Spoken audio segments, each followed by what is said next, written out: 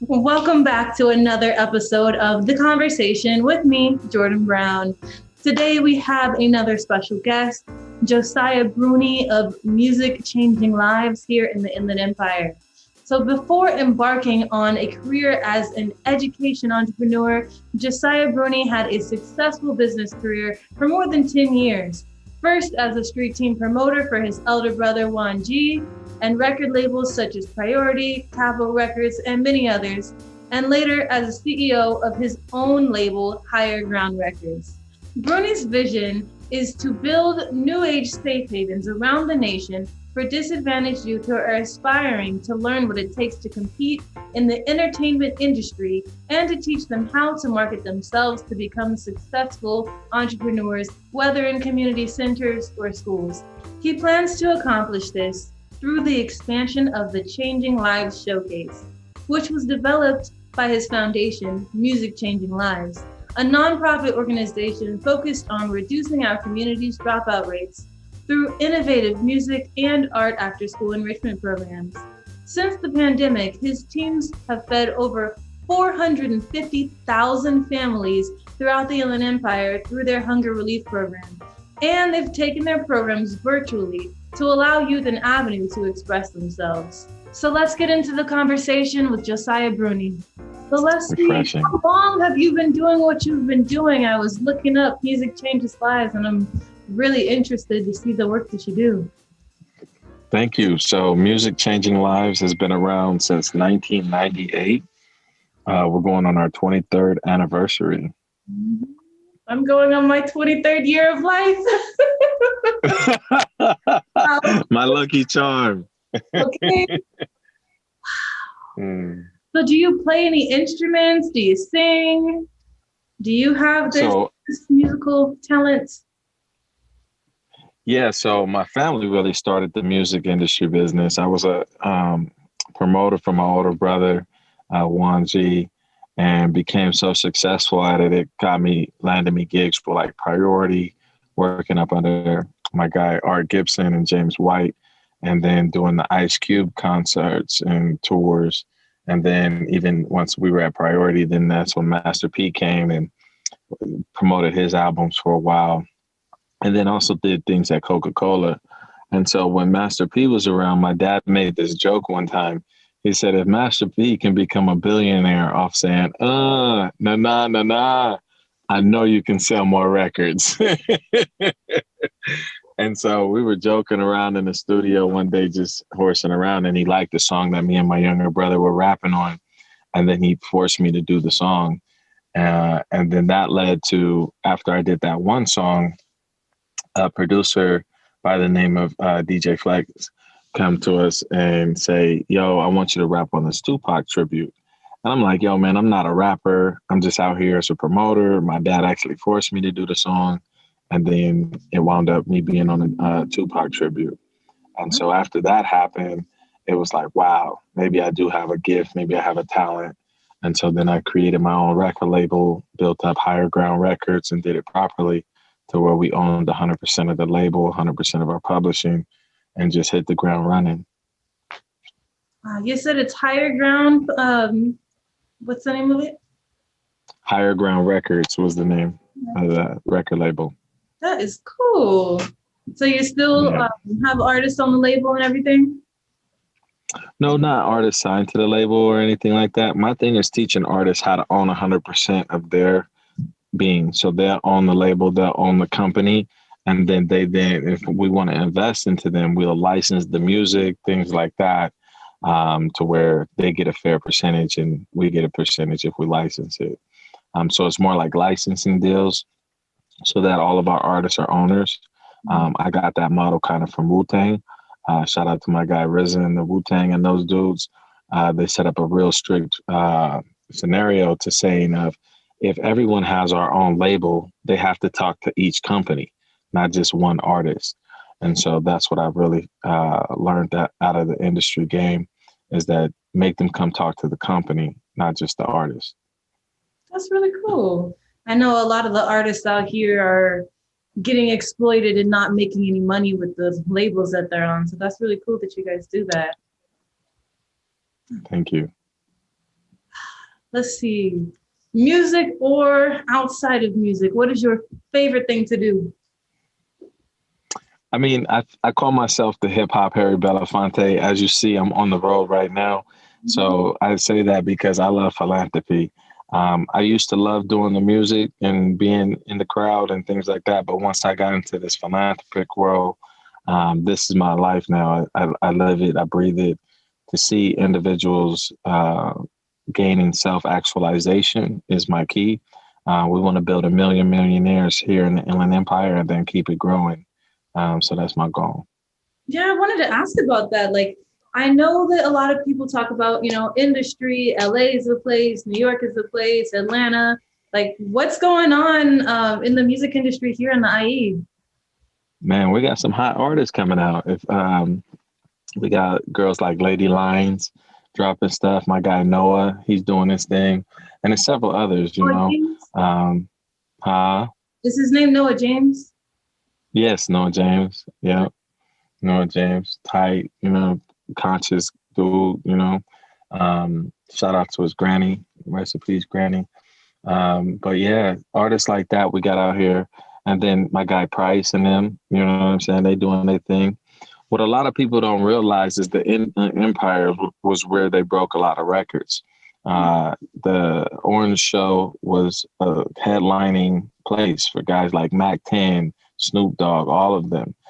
They come here to the Inland Empire and see if we liked it first, and then they take it on the road.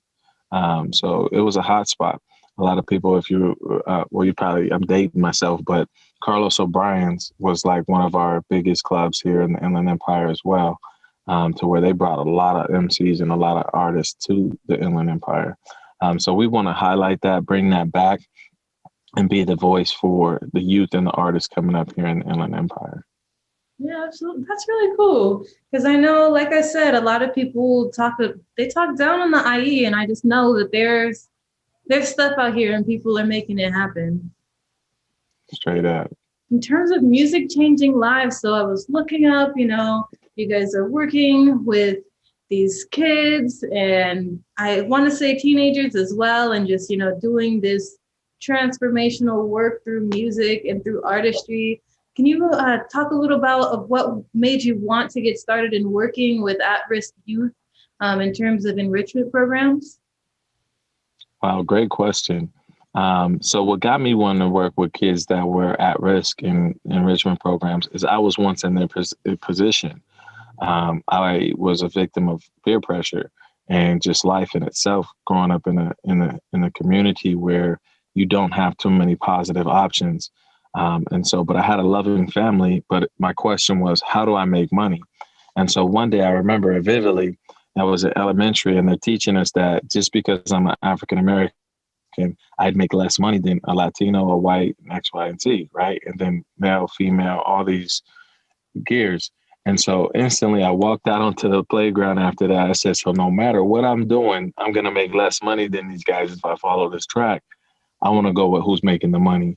And so that instantly had me thinking, go with the gangsters that's selling dope, selling the drugs.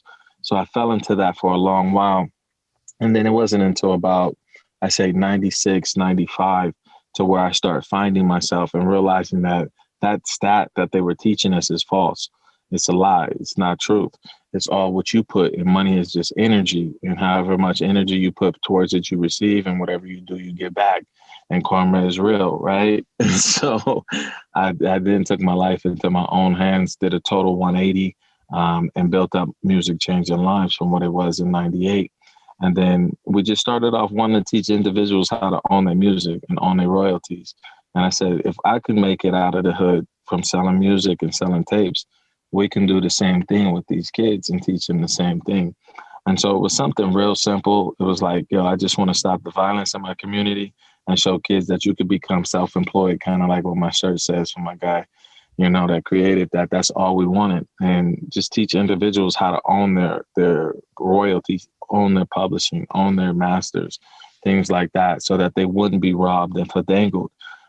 It's now a robust after-school program where we teach kids music, art, fashion, film. And I say young adults too, it's 5 and older that I work with now. We had over 3 studios open in the Inland Empire before the pandemic and 6 school sites that we worked on. So it was a K through 16 model to where we would see young youth as old as 5, like I said, and then college students as well.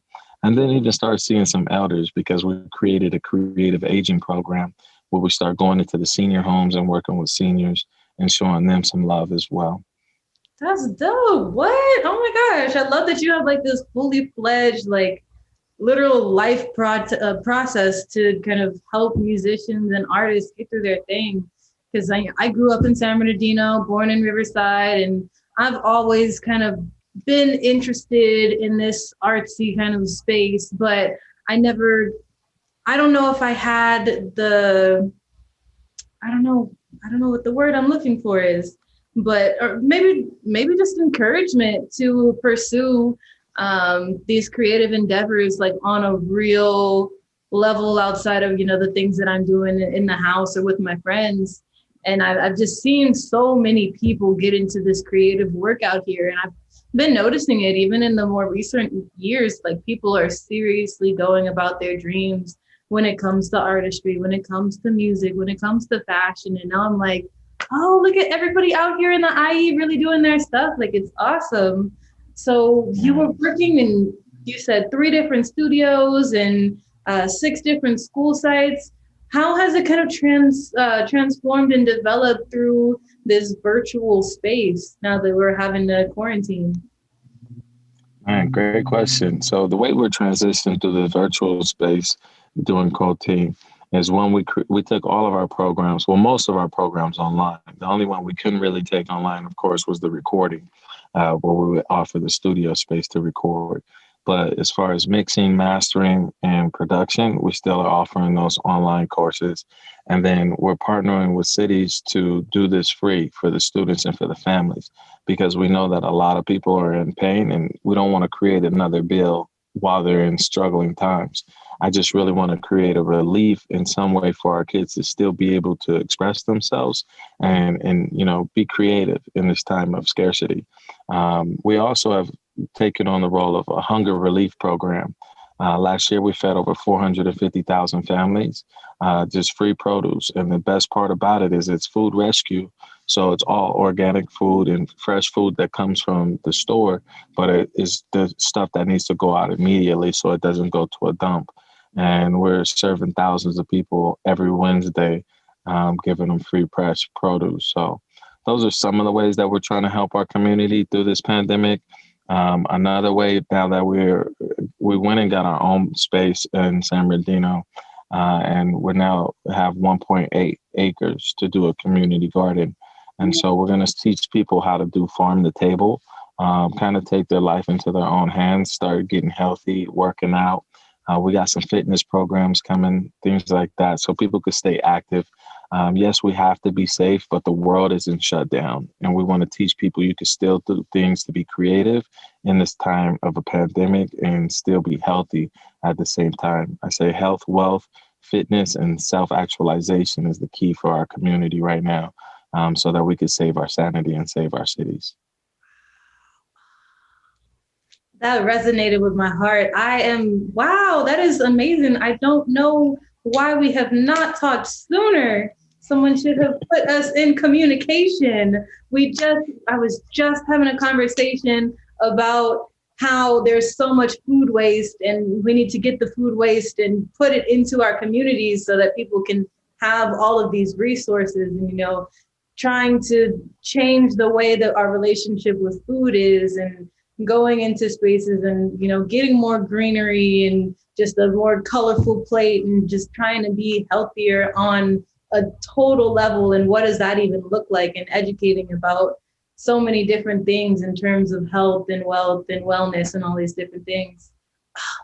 It's so good to hear that there's other people thinking this way, because it's just like, I know that we need that here, and people are definitely, like you said, people are already benefiting from the amazing work that you're doing.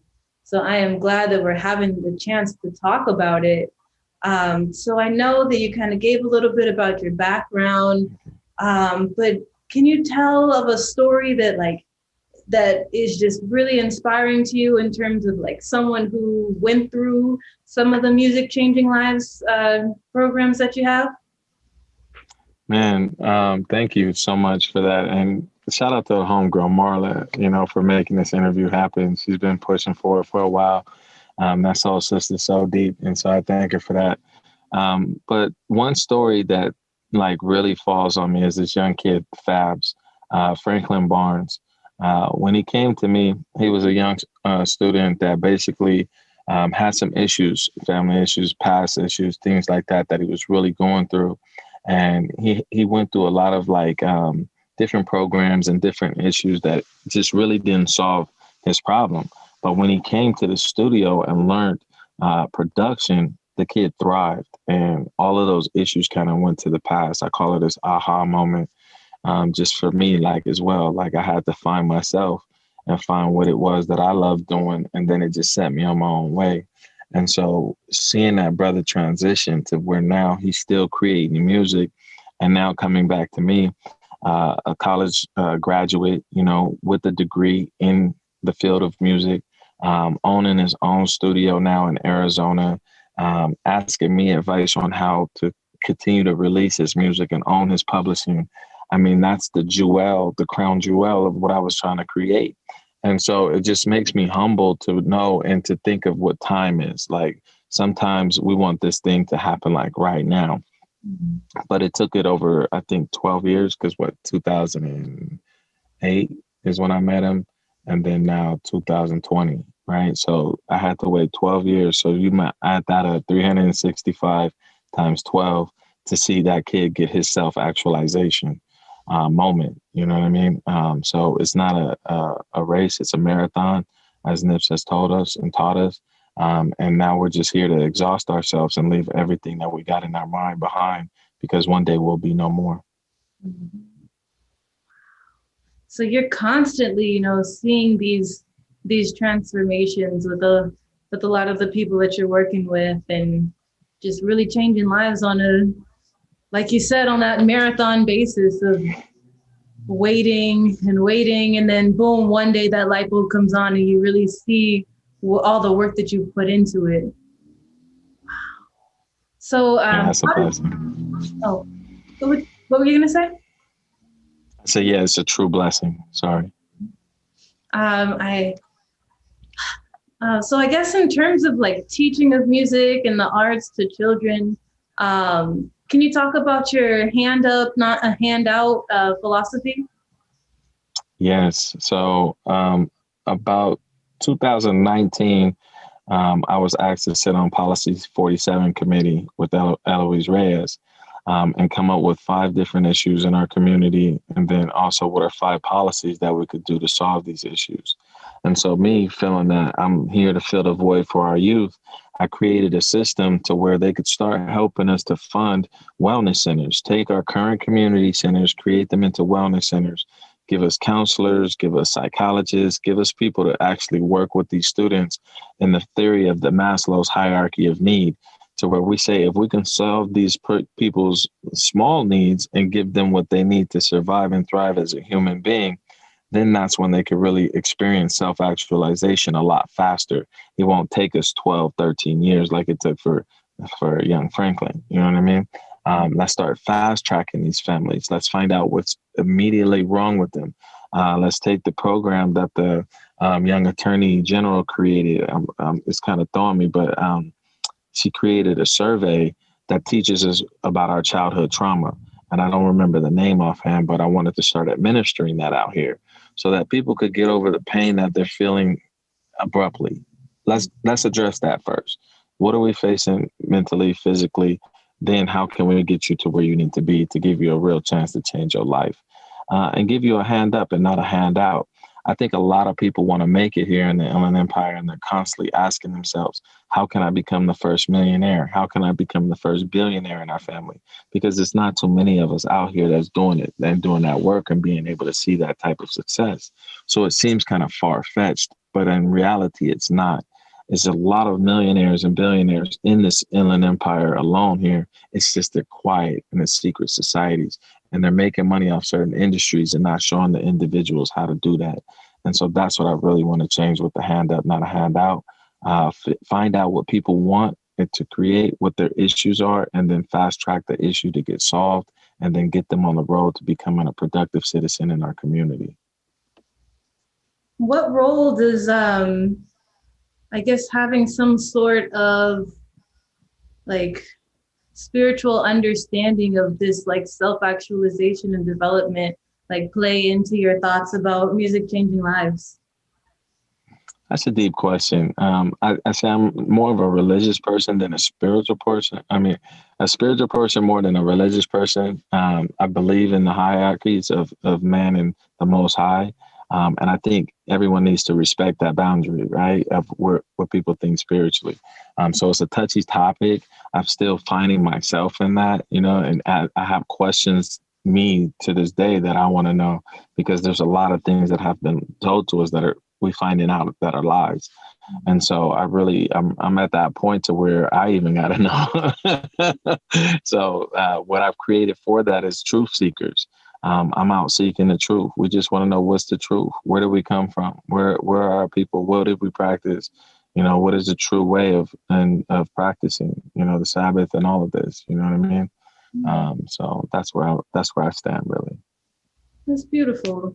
Do you think that there is like a history aspect in teaching people in these different programs that you have, like letting these people know like where they come from on a historical basis and what we're capable of? I think that's key. I said in the beginning, we got to find ourselves, right, and know thyself.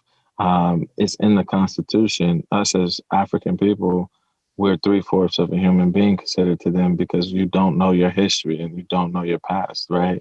And so that's something that we need to address immediately with our students and let them know. And that's why I call our people kings and queens, because once you really do the studies and do the research, you find out we come from the cloth of kings and queens. And so that's what we need to get back to, that mind state of we were the first man, first woman on earth. We were the ones that set the tone. Let's be those leaders and stand up and be the people that we know we are. So one more question. What is something that you would like to do that you maybe haven't seen done yet, or just are kind of getting the ball rolling and thinking about for music changing lives, and just, what's next? Because I know we're about to be launched into something, and I don't know what it is, but once COVID calms down, it's going to be different. What are your thoughts about what might manifest for music changing lives? Well, the beautiful part, that's a great question. I love your questions. We've already started that, and we were blessed to do, my vision was a global platform, take this around the globe. And so we recently partnered with Rotary, and we did a first showcase to where we got 19 countries involved to have kids compete online, virtually, between music and poetry. And so we were blessed to have our kids win that competition. But now it's like, okay, that was something I just put out there in the universe, and it actually manifested. We didn't know it was going to really take force like that, and have so many participants join force with us. And so now we want to see if we could attach all 50 states to do some competition with our Changing Lives Showcase, get kids from all over the United States to compete, and then get every single country and continent involved as well in some sort of music and art competition, to speak up, share their voices, tell what's going on in their world, and show these kids how to own their intellectual properties while doing it. Wow. Yeah, that's definitely big things. Like on a global level, that's huge. I can't wait to see it happen, because it's going to happen. So I guess we're closing up here. You have any encouraging words or some hope for our viewers? Because I know that you have it within yourself. Man, thank you so much again, Christine, for the opportunity to be on this. It's an honor. I wish we could be in person, because you're or just over the lines is real good. So thank you first and foremost. And the questions were on point and ideal. So thank you for this time to express myself wholeheartedly. For the viewers, what I would say just to go out is the affirmation that I taught myself. I am enough. And just know that that's all you need is you. And once you get you, it takes one or two to agree. You don't need a large crowd. You don't need 30 people, 40 people. You'll grow to that one day. But any idea that's birthed, it only takes one or two people to really believe in it for it to manifest in something. Write it down, speak it. The law of attraction is real. I was doing that before I even knew what it was. And then also just really, go at it with the faith of a mustard seed wholeheartedly. You know what I'm saying? Like, don't look at what people were saying to you. Don't look at the naysayers, because there was a lot of them in my path that told me I was crazy and none of these ideas would work, even some high power officials. But thank God I had the tenacity and the grit to keep going, because now we see it's a top 10% organization within our region, and we are changing lives like we claimed we could. So namaste to you all. I love you. Thank you. Thank you. Thank you. Oh, this was awesome. Thank you so much to Josiah Bruny for sharing with us today. I hope you all enjoyed the show here with me at home. Remember to stay safe and mask up. I want to encourage everyone to show your support for the great work we do so we can continue to bring in more great content, because what we do it for you, and we are all in this together. We cannot do it without your support. For more information on how to give, visit our website, blackvoicenews.com, or click on one of the links in the description box below. It's the act that matters, not the amount. So donate today. And as always, don't forget to like, comment, and subscribe. See you real soon. Peace out.